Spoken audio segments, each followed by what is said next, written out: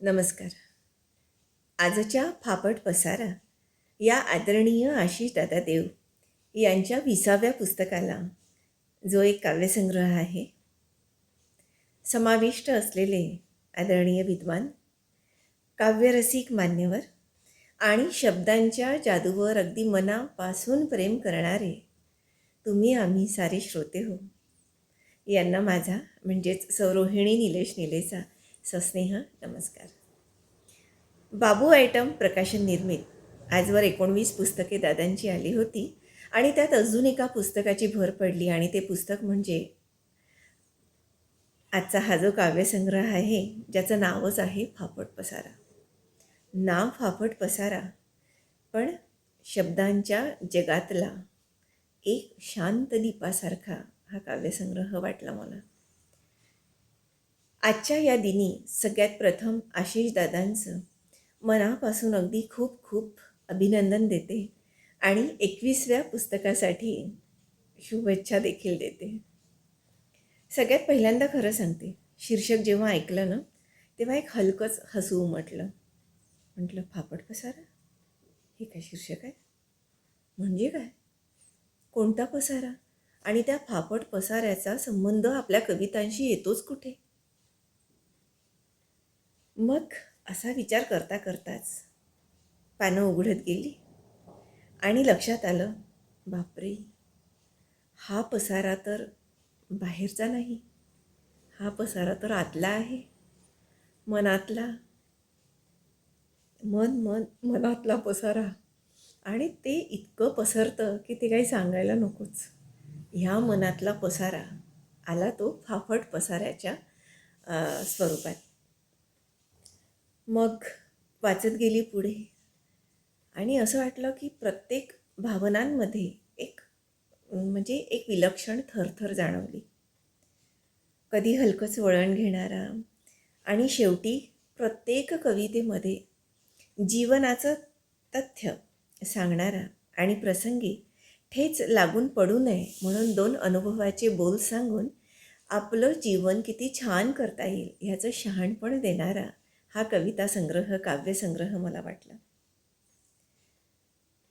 कवीने म्हणजे दादांनी या नावात म्हणजे एक वेगळंच सौंदर्यपूर्ण उपहासात्मकता आहे असं त्याला म्हणता येईल. आणि अत्यंत सूक्ष्म असा त्याच्यामध्ये काय म्हणता येईल, प्रतीकवाद असा जुळलेला आहे.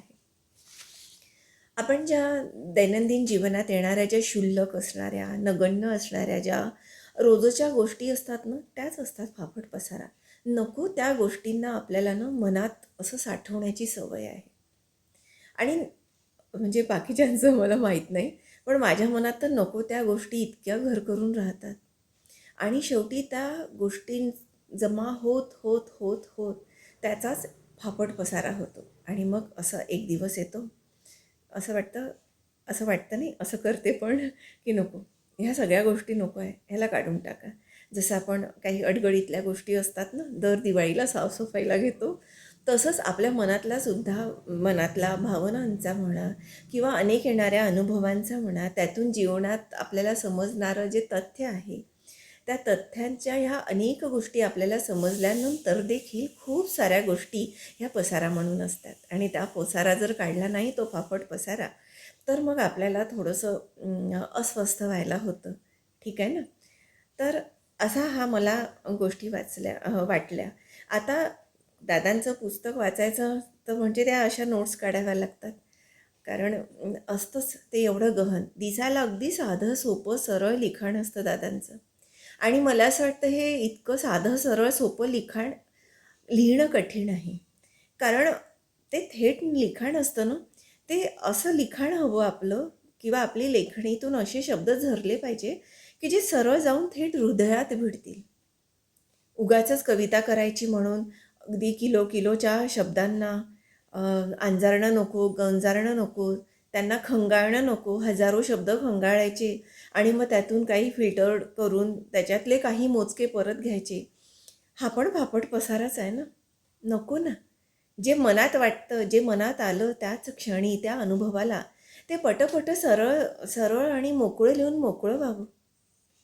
कारण त्या सरळ बोलण्यातच जीवनातलं तत्त्वज्ञान सार दडलेलं असतं आणि हे दादांची प्रत्येक कविता वाचताना मला जाणवलं. त्याच्यात दादांनी काय पाहिलं हे मी सांगण्यासाठी काही पॉईंट्स काढले आहे, की ह्या कवितेमध्ये सगळ्या कविता वाचल्या आणि ह्या कवितांमध्ये काय काय दडलं आहे असं जर सांगायला गेलं तर काही काळाच्या मुठीतून निसटलेले क्षण मला दिसले. नंतर जगा आणि जगू द्या हे अगदी आजच्या काय म्हणतात सध्याच्या युगात आवश्यक असलेलं तत्त्व दिसलं. नंतर अंतर्मनाचा कौल घेण्याची क्षमता तर आहेच. दादांचे शब्द थेट असतात आणि थेट येणारे शब्द एक धार घेऊन येत असतात. तिथे मुळमुळीतपणा नसतो, गुळगुळीतपणा नसतो किंवा तुला काय वाटेल, मला काय वाटेल हा भाव नाही. आलं मनात लिहिलं मोकळं. त्याला कसला मुलामा नको आणि त्याला अजून छान असं आर्टिस्टिक करणं पण नको. त्याचप्रमाणे बऱ्याच कवितांमध्ये स्वला शोधण्याची धडपड पण दिसली आणि स्वला शोधलं पाहिजे, कसं शोधता येतं हे दिसलं. आणि अजून म्हणजे बरंच काही आहे, सांगायला गेलं तर 2-3 तासाचा व्हिडिओसुद्धा काय म्हणता येईल होईल बोलायला गेलं तर. पण आणि अजून एक तथ्य सांगते, की या टेक्नोसॅव्हीच्या जगामध्ये चाललेलं जे काही बाजारूपण आहे, ते बाजारूपणाने व्यथित झालेलं दादांचं मनसुद्धा मला दिसलं. अजून बरंच काही आहे, पण सध्या इतकंच सांगते. नंतर मग जेव्हा प्रत्यक्ष बोलू किंवा भेटू, तेव्हा बरंच काही काही बोलण्यासारखं असेल, तेव्हा नक्कीच आपण संवाद करू या कवितांवर. आता हा झाला फापट पसारा, नावाप्रमाणे, शीर्षकाप्रमाणे. पण हेच जीवनाचं सत्य आहे हे दादांनी सांगितलं आहे. ह्याच्यामध्ये आपल्याला अजून काय काय दिसलं तर सगळ्यात पहिल्यांदा मला दिसली कवींची दृष्टी, म्हणजे दादांची दृष्टी. ह्या इतक्या साऱ्या पसाऱ्यातील आपलं विश्व शोधणारी नजर. अर्थातच दादांची दृष्टी अतिशय सूक्ष्म आहे आणि बाहेरचा पसारा पाहता मनाचा आतला पसारा पाहायचा आणि एक शब्दांची सुरेख अशी सहज गुंफत जाणारी वीण तयार करायची. ही एक गोष्ट दिसली. त्यानंतर दादांची भाषा आणि शैली आत्ताच बोलल्याप्रमाणे अगदी निर्मळ, पसारा पण निर्मळ आणि रूपांतरित करणारी या संग्रहातील भाषा, म्हणजे ह्या पसाऱ्याला पण निर्मळ चा भाव देणारी, ती रूपांतर करणारी, ज्या सगळ्या कॉमन मॅनला आपली वाटणारी दादांची भाषा आहे. एकदमच खूपच बोलघेवडी पण नाही आणि त्या शब्दांमध्ये म्हणजे कुठेच गर्विष्ठपणा नाही. काही काही शब्द असतात पैशिष्ट येत नाही पटकन पण इथे असं नाही. आले सरळ सरळ छान हसत बागडत नाचत खेळत आले शब्द ते. आणि सौम्य आहे भाषा, अगदी निरभ्र आहे. त्याच्यामध्ये कुठला असा खूप गर्भित अर्थ दिसलेला नाही आहे. जीवनाचं सत्य अगदी परखडपणे सांगितलेले सारे शब्द आहेत. पण त्याची शब्दसाधे पण त्यांची अंतरंगी असणारी हालचाल, त्याचा निनाद, नंतर त्याच्या अर्थाचा धुरळा, हे सगळं दिसलं. आणि प्रतिमांचा पसारा, कवितांमध्ये जे दिसतं सूर्य, चंद्र, तारे वगैरे वगैरे काही नाही. अगदी वास्तवाशी संबंधित असणारे हे तुकडे दादांच्या लेखणीतून प्रतीत होतात आणि हीच रूपकं बनतात. मला असं वाटतं काही वेगळ्या रूपकाची गरज नाही आहे ह्याला. शब्दांमध्ये शब्दशक्ती आहे साधे नाही आहेत शब्द, शक्ती घेऊन आलेले आहेत, शब्दशक्ती. आणि दादांचं भावविश्व जे आहे त्या पसाऱ्यातून उलगडणाऱ्या भावना मला दिसल्या. म्हणजे हा संग्रह आहे ना, 2 ओळीत मी सांगते ना, वेदनेचा गजर करतो ना, नात्यांवर तक्रार ना, आनंदाची आरडाओरड. म्हणजे सोप्या भाषेत अजून जर सांगायचं तर अगदी त्रयस्थपणे जर आपणच आपल्या आयुष्याकडे किंवा आपणच आपल्याला येणाऱ्या अनुभवांकडे अगदी त्रयस्थपणे जर पाहिलं ना, तर आपल्याला शब्द न शब्द तो खरा अगदी आपणच ती कविता लिहिली काय किंवा ती कविता म्हणजेच आपल्याला आलेला अनुभव आहे काय. आणि जर अजून काव्यात्मक बोलायचं तर ती कविता आपणच होऊन जातो. त्यांची भावना अर्थातच शांत आहे, बिलकुल तटस्थपणा आहे त्यांच्या स्वभावात, तो त्यांच्या कवितेत प्रत्येक ठिकाणी झरतो. कारण इतकं तटस्थ राहता येणं कठीण आहे आणि भावनाशील माणसांना तर तटस्थ राहणं फार कठीण. म्हणजे त्यांना स्वतः तर तटस्थ राहणं हे फार दूर, पण दुसऱ्यांचा तटस्थपणासुद्धा त्यांना पचत नाही. अशा अशा अशा भावनाशील जे माणसं आहेत, ज्यांची मनं आहेत, तर त्यांना ही तटस्थता कुठेतरी हलवते आणि विचार करायला प्रवृत्त करते, की असं वाटतं बापरे, म्हणजे एवढं तटस्थसुद्धा आयुष्याकडे आपण पाहू शकतो. जमतं का? जमवलं तर सगळंच जमतं. मला असं वाटतं दादांना ते जमलं आहे. दादांच्या वागण्यातही तटस्थता असते. गुंतणं हा स्वभाव त्यांचा नाही आहे. भलेही तो वरकरणी दिसत नसेल तरी पण मला असं वाटतं अंतरंगी नसावा, कारण त्याला अध्यात्माची दौड आहे. त्याच्यामुळे तटस्थता हा तेव्हाच गुण अंगी पाझरतो आपल्या. त्याच्यामुळे मला अजून जाणवलं की म्हणजे एक वाचक म्हणून वाचकाचा अनुभव ह्याच्यामध्ये सांगता येईल आहे की पसारा तो म्हणजे आपलाही होऊन जातो, दादांचाच नाही तर तो आपलाही होऊन जातो. आत्ताच बोलली मी. आणि ह्या कविता वाचताना म्हणजे सगळ्यात गमतीची एक बाब जाणवते आणि ती म्हणजे की कविता जी मी नेहमी म्हणत असते जेव्हा मी प्रेमकविता करत असते, तेव्हा की त्या कविता हे काही माझं आत्मचरित्र नाही आहे.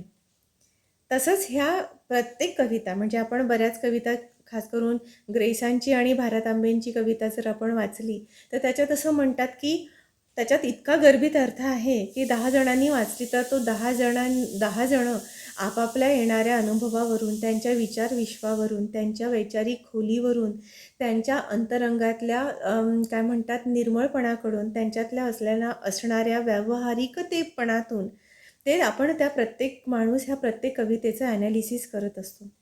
त्यामुळे जेव्हा कविता कवी लिहितो तेव्हा ती काही त्याचं आत्मचरित्र नसते, पण मुळात म्हणजे असंही म्हणायला आवडेल की ती कविता कवीच्या म्हणजे स्वतःच्या जीवनाबद्दल नसते.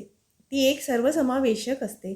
कारण कवी हृदय असलेले लोक निरीक्षणाची वृत्ती त्यांच्या अंगी ठासून भरलेली असते.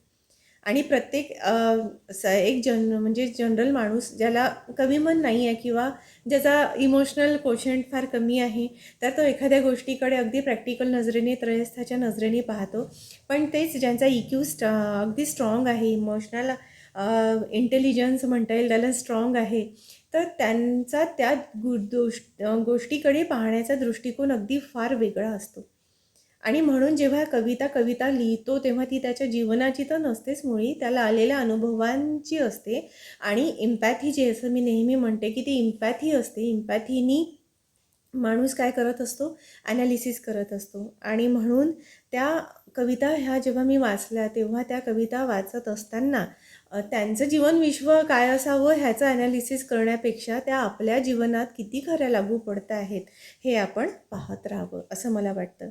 आपण घालवलेले बरेचसे क्षुल्लक क्षण असतात, म्हणजे ज्याला आपण खूप दुःखाची अशी झालर लावलेली असते आणि बापरे सारी दुनिया का बोझ हम उठाते है असा आपला ॲटिट्यूड असतो. आणि असं करत असताना की म्हणजे ते किती छोटे छोटे दुःख असतात पण आपण ते किती मोठे केलेले असतात हे अगदी जाणवतं ही कविता वाचत असताना. म्हणजे आणि शेवटी सांगता सांगता दादाच्या कविता मी वाचणार आहे. इथे वानगी दाखल 1-2 वाचते ज्या मला खूप आवडलेल्या आहेत, कारण त्या जीवनाचं सत्य सांगतात. शाश्वत सत्य ज्याला म्हणायला हरकत नाही अजिबात. पण काही कविता मधून जे किंवा पूर्ण कविता संग्रह वाचल्यानंतर जे काही मला जाणवलं की आपण 3-4 गोष्टी मी काढल्या की प्रत्येक क्षण अमूल्य आहे. त्याचा खूप छान आनंदाने तो जगायला हवा. त्या क्षणातलं सांगणं जे आहे आपल्याला ह्या विधात्याचं, त्या क्षणातलं विधात्याचं सांगणं आपण ऐकायला हवं. नंतर प्रत्येक विखुरलेला विचार जो असतो ना, भलेही तो फापट पसारा वाटतो, पण बरेचदा तो विखुरलेला विचारसुद्धा अत्यंत महत्त्वाचा असतो. आणि प्रत्येक अनुभव हा काय असतो, गुरुच असतो. आणि जीवनाचा फापट पसारा हा देखील कवितेचा विषय असू शकतो. तत्त्वज्ञान अंडरस्टूड, पण फापट पसारा हा देखील असू शकतो. हो, बिलकुल असू शकतो. आणि ज्यातून सुरेख राहतो हा एक असा कविता संग्रह. आणि अर्थातच हा कविता संग्रह म्हणजे साधेपणा, शांतपणा, तत्त्वज्ञान आणि अनुभवांची गूढ खोली असं लिहिलं आहे मी. इथे पाऊंड्स काढावे लागतात. यांनी विणलेली शांतपणे प्रभावी असा कविता संग्रह आहे. सगळ्यांनी तो जरूर वाचावा अशी इच्छा आहे. आणि या प्रसंगी मी माझं मनोगत इथे थांबवते, विराम देते शब्दांना. आणि अशाच अनेक छान छान पुस्तकं दादांनी लिहावी यासाठी शुभेच्छा देत माझ्या शब्दांना परत एकदा विराम देते. नमस्कार. आणि दादांनी मला इथे संधी दिली त्याबद्दल दादांचे खूप खूप धन्यवाद.